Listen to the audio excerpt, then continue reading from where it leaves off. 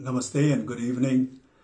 I basically would like to consider myself as an apolitical person. But then long ago when I was in college, and I still distinctly remember my political science teacher saying that, if you live in a state, one can be away from politics, but politics, however, will not remain far away from you. And over the years, my experience have taught me exactly the same. But the present issue that has engulfed Nepal, I somehow say that it is even beyond politics. The border dispute between Nepal and India. On an optimistic note, I would prefer to call it as a misunderstanding on our neighbor's part. It's not even dispute. It's beyond politics because it has affected all of us. It has struck the raw emotional chord of every Nepali like myself, irrespective of our backgrounds, of our ethnicity, political affiliation, or religious belief for that matter. And after this incident, most Nepali feel that their pride has been scarred heavily, and the very foundation of being a citizen of an independent, sovereign nation has been, heavily shaken. And this, of course, as you can see from the development of the current situation, is absolutely unbearable and simply unacceptable. Because, you see, this is a nation shaped by the distinguished gallantry exhibited by our forefathers, with the support of Nepali people of all backgrounds, all ethnicity. And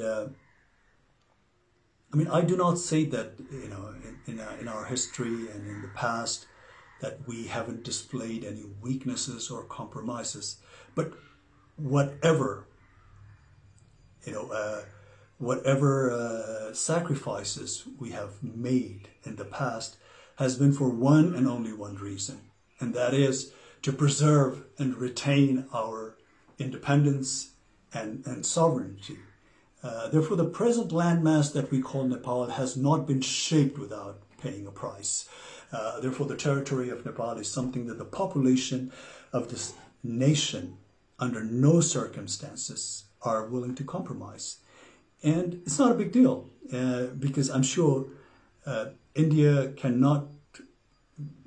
India not only understands this very clearly, but also highly identifies with this emotion, because India itself has gone through an arduous struggle against the heavy-handedness of its colonial powers. But we do not want to dwell on unnecessary braggadocio. Like we said, we in the past, in history, we've had our weaknesses. We had, our share of shortcomings. There was a phase of ignorance. There was a phase of, absent of political will amongst the political parties of the day, or the display of apathy by our political leaders of that time for some reasons. And, the more than sporadic political and social turmoil over the years that took place in this nation, of course, has not been of any help. And also not to forget,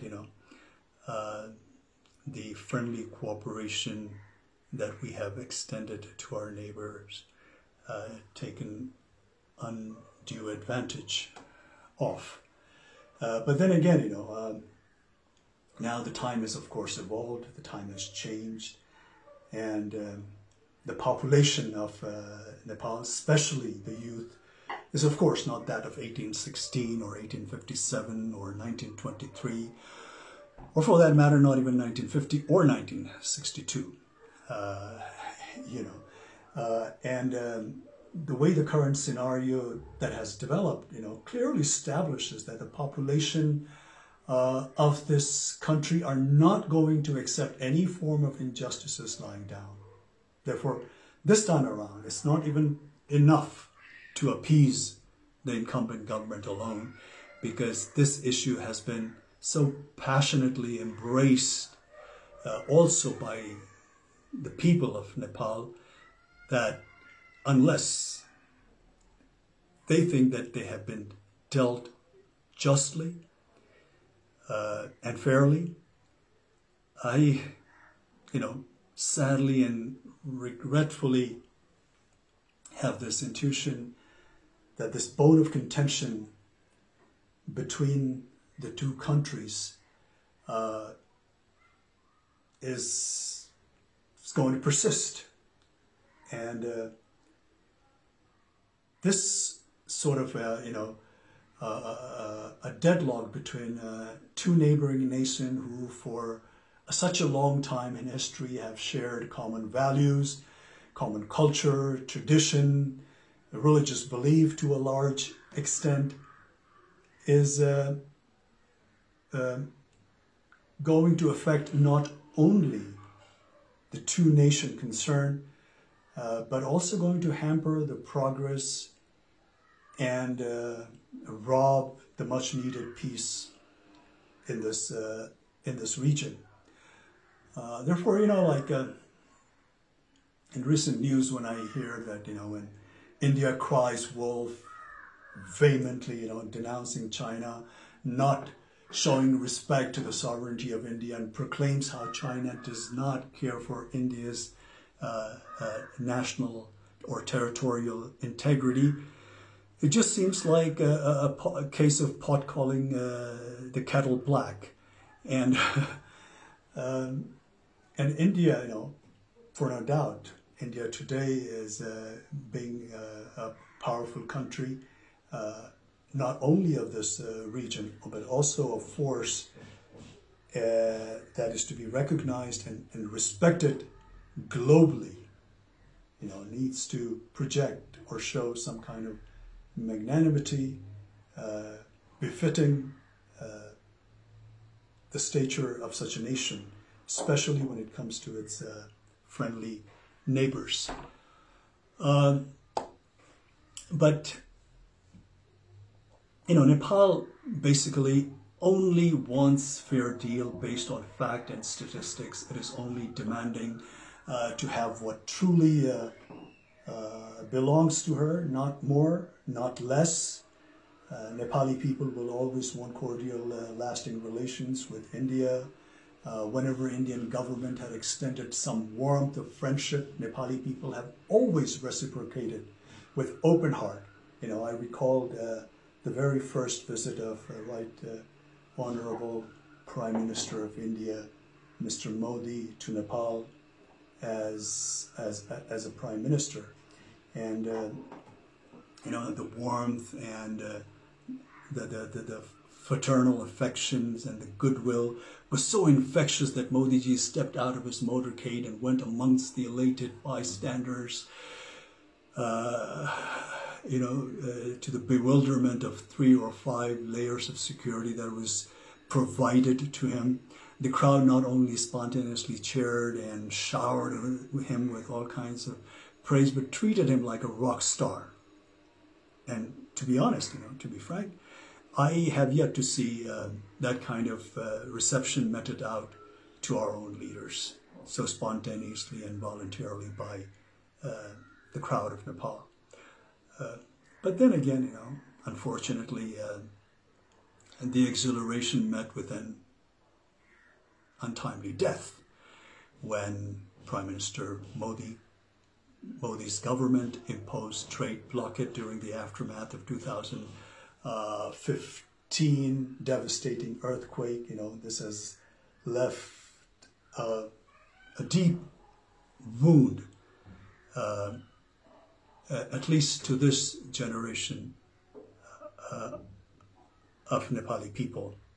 Therefore, time and again, this untimely blockades and with lopsided treaties and agreements and unresolved border disputes and not to mention taking advantage of the weakness of our political leaders, has a repercussion of which, befalls this nation and its people. Therefore, the current step that India has taken vis-a-vis Limpiadhura and Lipu Lake has in some way come as the last straw on the camel's back. It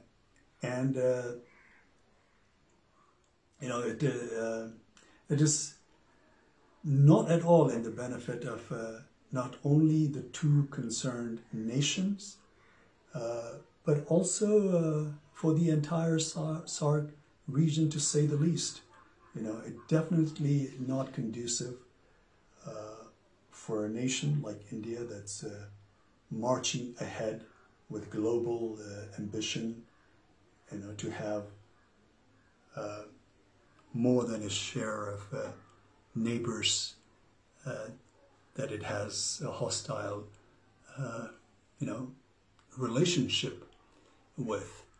And the hostility looming in the air need not to persist, because anger and malice is going to take us nowhere. The consequence, of course, is going to be far more damaging for both the countries. And at this time of global crisis, in a pandemic like this, where the whole world is suffering, India, being a powerful country in the region, needs to respond to the need of their less fortunate neighbors. And this kind of action will only raise the level of India in the international arena to the next level. And as one Indian politician, a seasoned Indian politician, rightly foresees, India as a development power, and its rise is being linked to its ability to provide governance solution to the development needs to countries in Asia and Africa.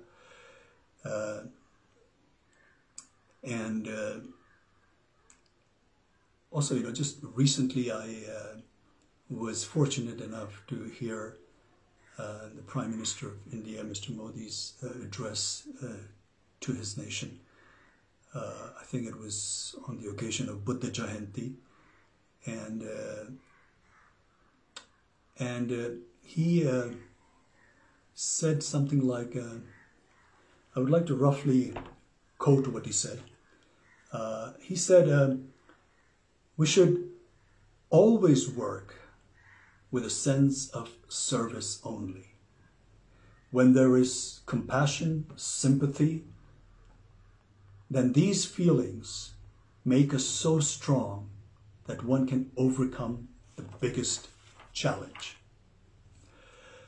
So we here in Nepal only wish that Mr. Modi would overcome this challenge, not just with compassion and sympathy. Of course, we need that, but with all fairness and a good dose of empathy. Because we here in Nepal take the border, like I said, misunderstanding on an optimistic note, on the Indian part, with great deal of regret, and ask to return what is justly belongs to Nepal. All the historical evidence clearly points out, proves that Limpiadhura and Lipu Lake region is in all fairness part of Nepal. Therefore, as a country, as a nation, as the people of this country, we are just humbly requesting our friendly neighbor to look into the facts of the history, the statistics, and deal this matter with all fairness and justice, amicably, through cordial diplomatic channels, because this kind of antagonistic atmosphere in this region is not not only not good for both the nations concerned, but for this entire region as well.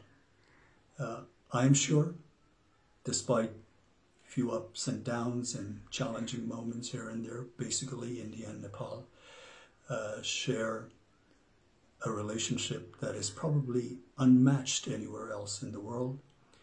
And this challenge that we're facing at the moment right now, India will deal very fairly and justly and come out with a solution that appeases the Nepali population and makes them feel that they have been dealt justly. Thank you.